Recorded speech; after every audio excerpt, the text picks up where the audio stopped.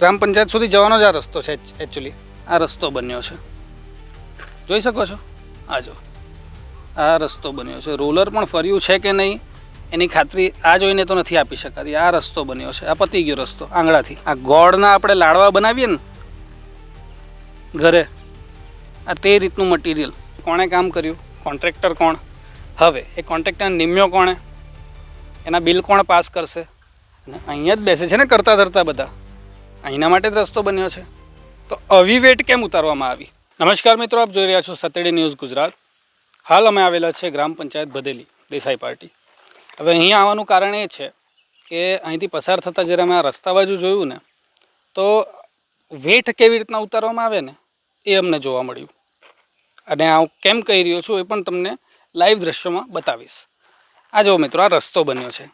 Exact આ પંચાયતની બાજુની વાત કરીએ તો ગ્રામ પંચાયતની એક્ઝેક્ટ ગ્રામ પંચાયત સુધી જવાનો જ આ રસ્તો છે. એકચ્યુઅલી બીજો કોઈ રસ્તો નથી. રોડ પર તમે આવીને અહીંયા ગ્રામ પંચાયતમાં જઈ શકો તે માટે આ બનેલો રસ્તો છે. કેવો બન્યો છે જો, આપણે વચ્ચે નથી ખરાબ કરતા, પરંતુ આ બતાવી રહ્યો છું ખાલી તમને. આ જો આ સાઈડ પર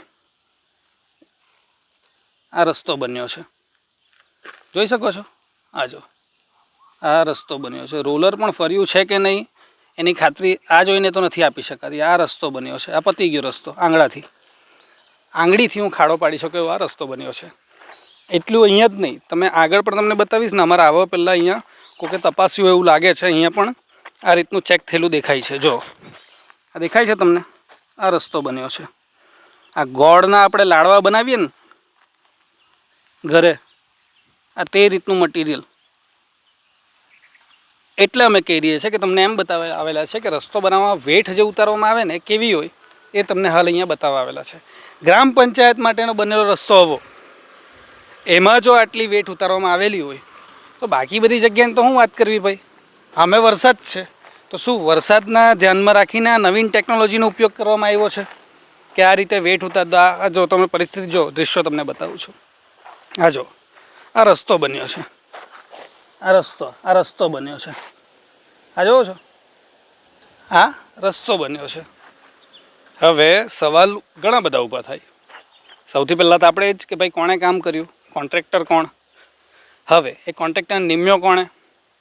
એના બિલ કોણ પાસ કરશે? અને અહીંયા જ બેસે છે ને કરતા ધરતા બધા. અહીંના માટે જ રસ્તો બન્યો છે. તો આવી વેટ કેમ ઉતારવામાં આવી? અને જો ઉતારવામાં આવી તો જે લોકોની જવાબદારી બને કામ પર ધ્યાન આપવાની, એ લોકો શું કરી રહ્યા છે? વલસાડ જિલ્લાના ડીડીઓ અને આ ગ્રામ પંચાયતના સરપંચ સાથે જે પણ અહીંયાના કોન્ટ્રાક્ટર હોય એ લોકોનું ધ્યાન દોરવા માટે અમે અહીંયા આવેલા છે કે આ ખરાબ ગુણવત્તાની વસ્તુ બનાવીને બિલો પાસ તો થઈ જશે, પરંતુ મહિના પછી જ્યારે વરસાદ પડશે તો ભોગવવાનો વારો કોનો? અને કારણ કે ગ્રામ પંચાયત પાસેનો આ રસ્તો છે, ખરાબ થશે એટલે તરત એને આ તો જરૂરી છે બનાવવું પડશે, ફરીથી બનશે, ફરીથી બિલો પાસ થશે. તો આ જ કરે રાખવાનું, વેઠ ઉતારીને પ્રજાના પૈસાનો વેડફાશ જ આપણે કરી રાખવાનો. એ જ આપણો સવાલ છે.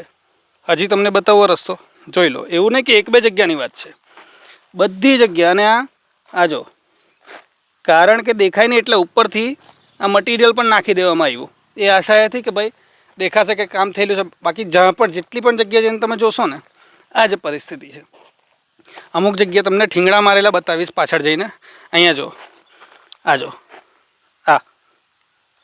આ શું બનાવ્યો જ શું કામ? મને તો એ સમજ નથી પડતી. જો આવો જ બનાવવો હોય તો ભાઈ બનાવો જ શું કામ? એના કરતાં માટીના રસ્તા સારા.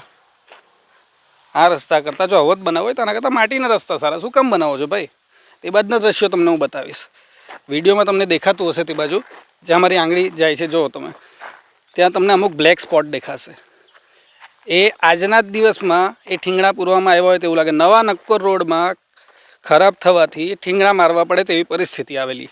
જોઈ લો, હજુ મિક્સ કરવાવાળું મશીન જે હોય છે ડામરનું, બાજુમાં જ પડેલું છે. ખરાબ થયું હશે તો ભીનું ડામર ફરીથી અહીંયા મિક્સ કરીને નાખી દેવામાં આવ્યું. જોવો છો. માટે વિડીયોના સ્ટાર્ટિંગમાં મેં જે કીધું ને કે બતાવવા આવેલા છે કે વેઠ કેવી રીતના ઉતારવામાં આવે. તો આ વેઠ અહીંયા ઉતરેલી છે. ગ્રામ પંચાયત ભદેલી, દેસાઈ પાર્ટી લખ્યું છે. ત્યાં પંચાયત પાસે જ ઊભા છે. અને આ વેઠ 100% અહીંયા ઉતારવામાં આવેલી છે. તો સવાલ એ જ છે, પ્રજાના પૈસાનો આવો વેડફાશ કેમ? કોની રહેમ નજરે કોન્ટ્રાક્ટરો આવું કામ કરીને જતા રહે છે? કોઈ સવાલ નથી પૂછતું.